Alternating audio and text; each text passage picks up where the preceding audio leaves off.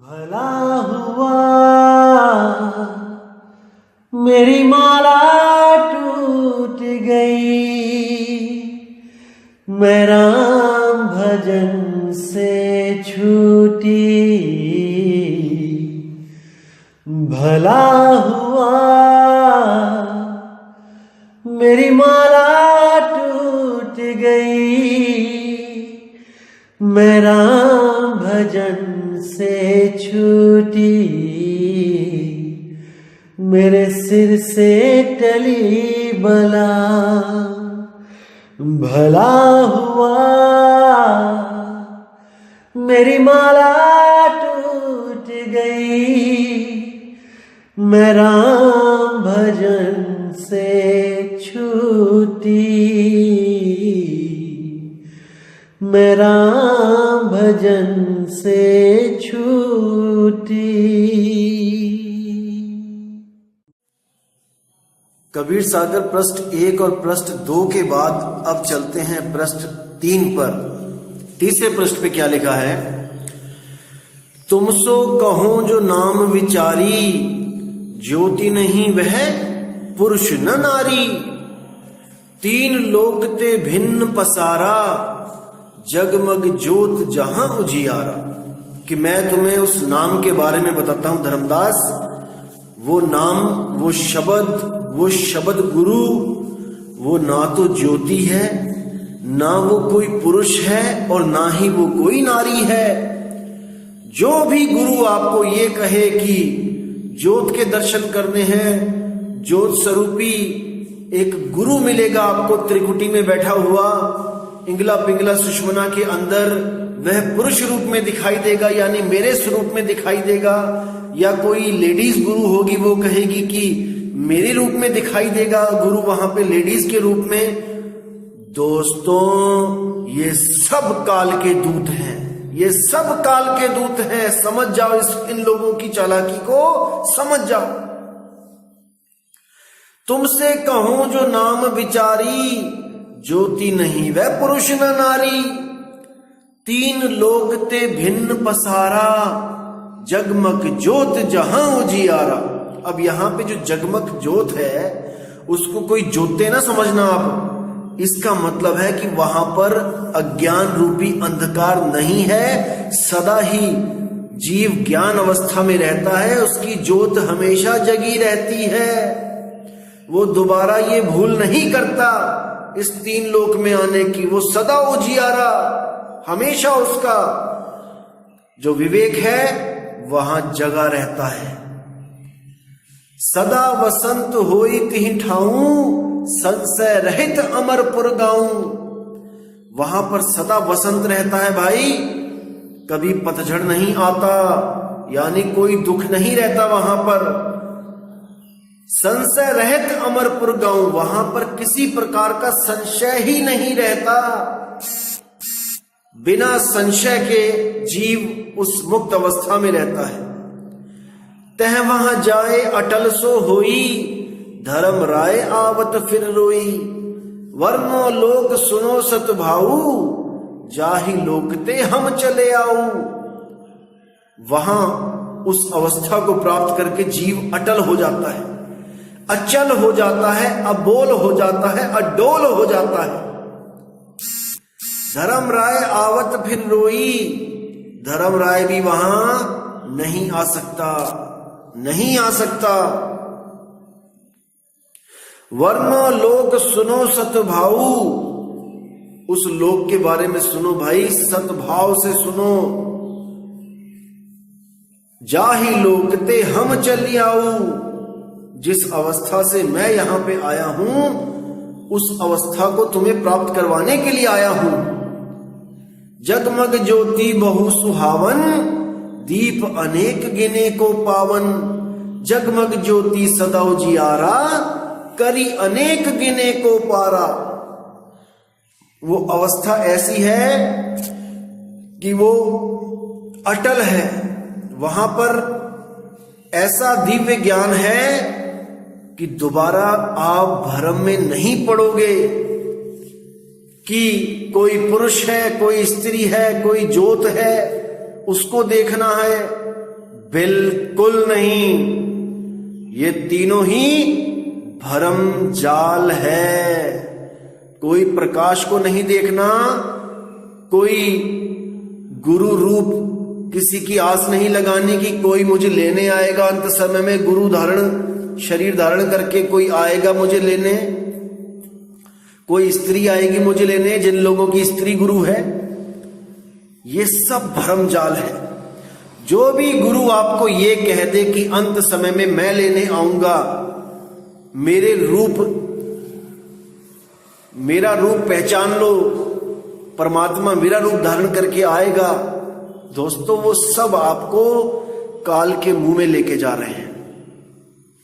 आप खुद सोचो, आपका शरीर एक घर है, जैसे बाहर सीमेंट का घर होता है, बिल्डिंग होती है, बिल्डिंग मान के चलो, आपका शरीर एक बिल्डिंग है और आपका जीव एक उसमें जो रहता है इंसान, वो है।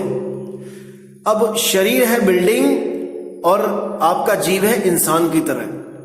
अब एक इंसान को अगर कोई कहे कि बेटा तुम्हें अंत समय में एक बिल्डिंग लेने आएगी मेरे रूप जैसी, जैसा मेरा रूप है यानी मेरा शरीर है, मेरी बिल्डिंग है, वैसी ही एक बिल्डिंग तुम्हें लेने आएगी, तुम उसके साथ चले जाना। अरे मेरे भाई, शरीर पिंजड़ा है, उसमें तोता रहता है जीव रूपी, और उसने अगर अंत समय में शरीर की आस लगा दी, पिंजड़े की आस लगा दी कि कोई पिंजड़ा आएगा मुझे लेने, तो उसने सारी सुरती घुमा के पिंजड़े में ही लगा दी है, और उसे पिंजड़े से आजाद होने से कोई नहीं रोक सकता, कोई नहीं रोक सकता।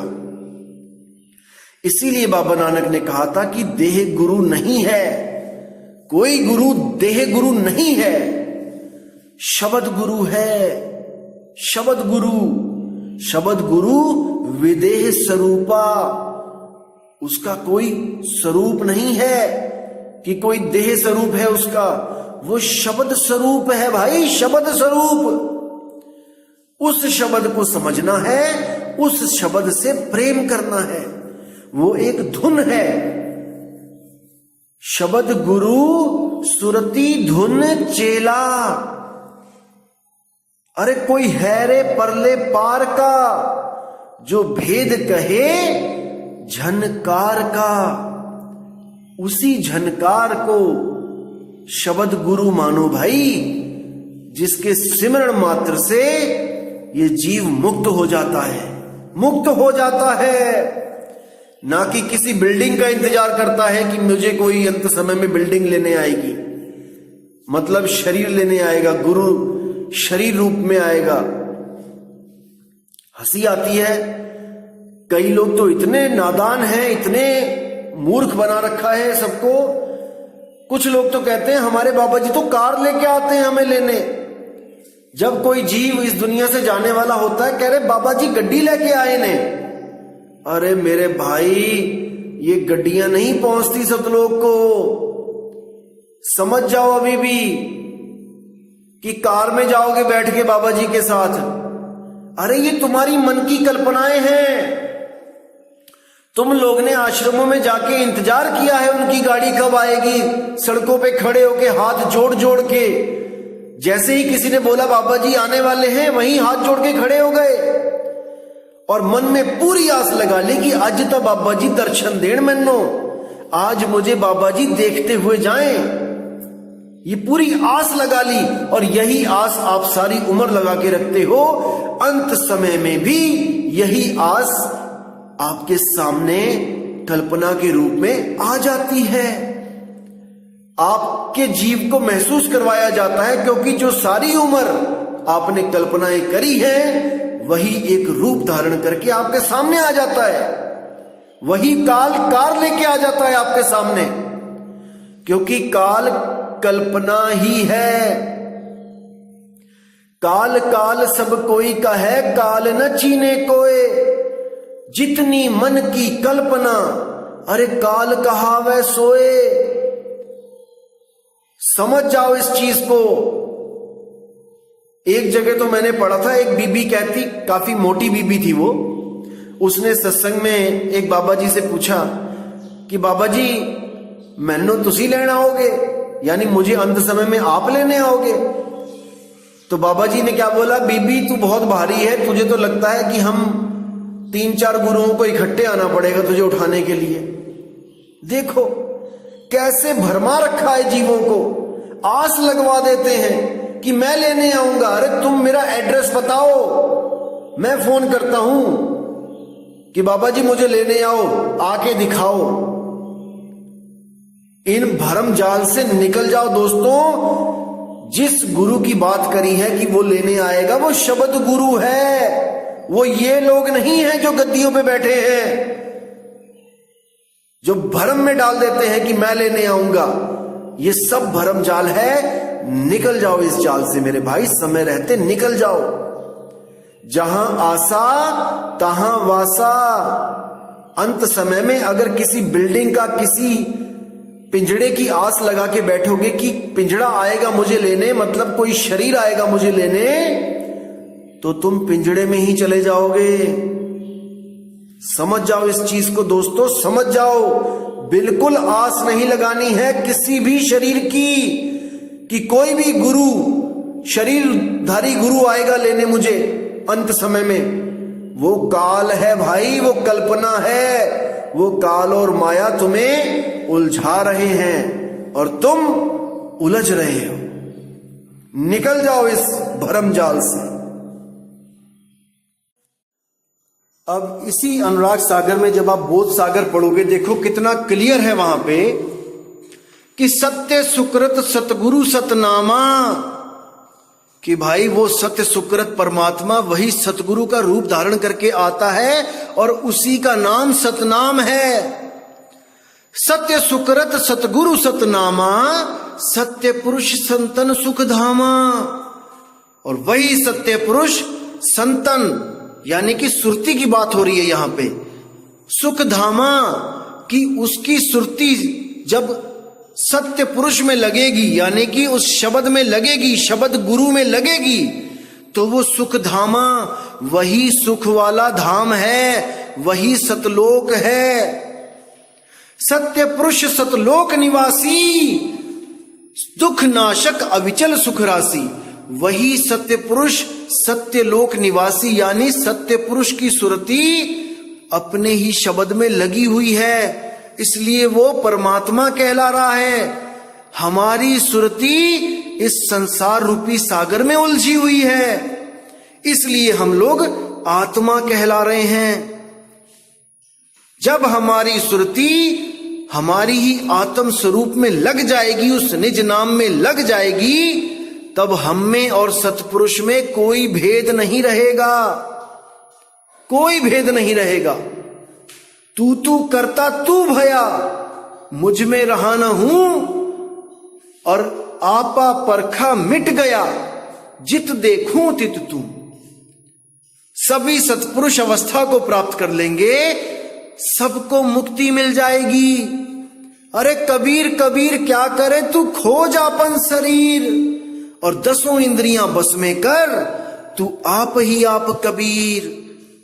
इस संसार सागर, इस शरीर को जब त्याग के आप अपनी ही निज नाम में, उस निज स्वरूप में जब रमण करोगे, रमोगे उसमें, उसको प्राप्त करोगे, तब भाई आप ही वो हो जाओगे जिसको आप खोज रहे हो।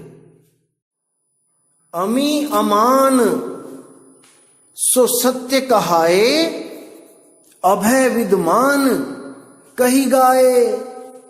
अविगत अलख अनाम स्वरूपा, अविगत अलख अनाम, जिसका कोई नाम नहीं, अलख स्वरूपा, जिसको लखा नहीं जा सकता, केवल अनुभव किया जा सकता है भाई। अविगत अलख अनाम स्वरूपा, अगह अडोल अबोल अनूपा। वो अडोल है, वो अबोल है, जिसको बोला नहीं जा सकता है, जो डुलता नहीं है, डोला डोला नहीं फिरता कहीं पे भी, वो एक जगह स्थिर है, अडोल है, अनूप है। अजर अजावन सो निस्वादी, निकामी निर्मोह अनादि। वहां पर काम भी नहीं होगा। कई लोगों की मैंने पुस्तकें पढ़ी और बड़ा अजीब लगा मुझे पढ़कर कि सतलोक में भी आप मैथुन सृष्टि कर सकते हैं, बच्चे पैदा कर सकते हैं, वहां पे घर होंगे, आप अपने परिवार के साथ रहोगे। मुझे एक बात बता दो भाई, किसी आदमी ने अपनी बीवी के साथ नाम लिया आपके गुरुजी से, ठीक है ले लिया, आपकी बीवी खत्म हो गई, उसको सतलोक भेज दिया कबीर साहब ने। अब आपने वहां पे दूसरी शादी कर ली, वो भी खत्म हो गई, उसको भी नाम दिलवाया था, वो भी सतलोक चली गई। आपने तीसरी शादी कर ली, तो भैया वहां जाके तुम क्या करोगे? कौन सी वाली के साथ रहोगे? या उसको किसी और के साथ शिफ्ट कर दिया जाएगा? अरे मूर्खता से बाहर निकलो मेरे भाइयों। लोग आपको मूर्ख बना रहे हैं और आप मूर्ख बनते ही चले जा रहे हैं। अरे विवेक नाम की कोई चीज होती है, जागृत कर लो उसको, जागृत कर लो। सतलोक में आदमी और औरत नहीं होता है, ये सब देह इसी तीन लोक में हैं। आत्मा ना तो पुरुष है ना स्त्री, वो शब्द स्वरूपी है भाई, समझ जाओ इस बात को। निक्रोधी निर्वैर निशंका, गुणातीत निर्द्वंद निकलंका। देखो गुणातीत यानी वहां पर उन 16 गुणों से भी परे उस अवस्था को प्राप्त करना है, गुणातीत हो जाना है। इसको समझ जाओ मेरे भाइयों, समझ जाओ। अभी नहीं समझोगे तो कभी नहीं समझोगे। तो उम्मीद करता हूं दोस्तों आज के सत्संग से आपको एक नई दिशा मिली होगी और आपके जितने पर्दे हैं भ्रम के, सतनाम और सारनाम के, जो आपने भेद समझ लिया है उसमें कि वो दोनों अलग अलग हैं, बिल्कुल नहीं, बिल्कुल नहीं। सत्य नाम है सार, बूझो संत विवेक करी, उतरो भव जल पार, सतगुरु का उपदेश यही, साहिब बंदगी सतनाम।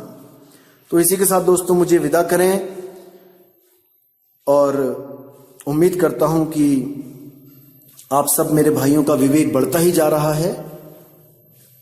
और मैं आपको बताना चाहूंगा कि जो लोग मेरे खिलाफ भी ऑडियोज बनाते हैं, वीडियो बनाते हैं, आप उनको जरूर सुने, जरूर सुने। कहीं भी आपको लगता है कि मेरे खिलाफ कोई बात कर रहा है, उसको जरूर सुने। इससे क्या होगा दोस्तों, इससे आपकी विवेक शक्ति और बढ़ेगी। क्योंकि मैं यहां गुरु बनने तो आया नहीं कि मैं आपको अपने पीछे लगाऊं। मैं यहां पर केवल और केवल आपका विवेक बढ़ाने आया हूं, और वो तब बढ़ता है जब क्रॉस क्वेश्चनिंग होती है। जब आप मेरे खिलाफ 4 बातें सुनोगे और उस पर विचार करोगे और मेरी बातों को उसके साथ मैच करवाओगे, तब आपको पता लगेगा कि कौन सही बोल रहा है, कौन गलत। ये एक तरह से आपका एग्जाम हो रहा है। जैसे टीचर बच्चों को 1 साल पढ़ाता है और वो एग्जाम ना ले, फिर तो सारे ही अगले क्लास में पहुंच गए, फिर तो फेल कोई होगा ही नहीं। इसीलिए ये लोग जो मेरे खिलाफ वीडियोस बनाते हैं, मैं उनका तहे दिल से शुक्रिया करता हूं कि आप लोगों की वजह से मेरे सुनने वालों का एग्जाम हो रहा है, टेस्ट चल रहा है उनका। और मुझे बहुत खुशी होती है जब उस कोई टेस्ट को क्लियर कर लेता है। जो लोग मुझे मैसेज करते हैं कि वो आपके खिलाफ बोलते हैं, आप कोई पलटवार क्यों नहीं करते? दोस्तों मैं यहां पलटवार करने नहीं आया हूं, मेरी बात अच्छी तरह समझ लो। मैं यहां पर केवल और केवल आपको विवेकी बनाने आया हूं, ताकि आपको कोई परमात्मा के नाम पे ना उलझा सके। मैं इतना तो आपको विवेकी बना दूंगा, ताकि आप कहीं भी जुड़ने से पहले 100 बार सोचें कि मेरी आत्मा का कल्याण होगा कि नहीं होगा, इस जीव को मुक्ति मिलेगी कि नहीं मिलेगी। मेरे सत्संग बनाने का केवल यही मकसद है, ना कि मैं किसी के गुरु को छोटा कर रहा हूं और ना अपने गुरु को बड़ा कर रहा हूं। मेरे गुरु ने तो वैसे ही मना कर दिया है कि भाई अब नामदान हम नहीं देंगे, आप बाकी आश्रमों का एड्रेस दे दो, जिसको प्यास लगी होगी अपने आप पहुंच जाएगा। ठीक है, हमें भीड़ नहीं चाहिए। इस गलत फहमी से निकल जाओ कि हमें भीड़ चाहिए, हम कोई यहां पे जगत गुरु बनने आए हैं। नहीं भाई, हम अपने आप में संतुष्ट हैं। जो हमारे पास है मालिक की दया से बहुत कुछ है, कुछ नहीं चाहिए अब। तो इसलिए मेरे भाइयों, सत्संग सबका सुनो। कोई भी मेरे खिलाफ बोलता है उसका बहुत ज्यादा विवेक से सुनो, उसमें आपको बहुत सी चीजें मिलेंगी जो आपके उस विवेक को जगाएगी, परम विवेकी बनाएगी आपको। केवल मुझे सुनने से ही विवेक नहीं जागेगा। सुनो सबको और परखो। परखने की शक्ति को ही विवेक कहा जाता है भाई। बूझो संत विवेक करी, उतरो भवजल पार। सतगुरु का उपदेश यही, सत्य नाम है सार। तो दोस्तों, मुझे विदा करें अब। जय गुरुबंदी छोड़ वैराग साहिब, जय गुरुबंदी छोड़ साधु शरण साहिब जी, जय गुरुबंदी छोड़ मदन साहिब जी, जय जय गुरुबंदी छोड़ सतगुरु सत्य कबीर साहिब की सदा ही जय हो, सदा ही जय हो। साहिब बंदगी सतनाम।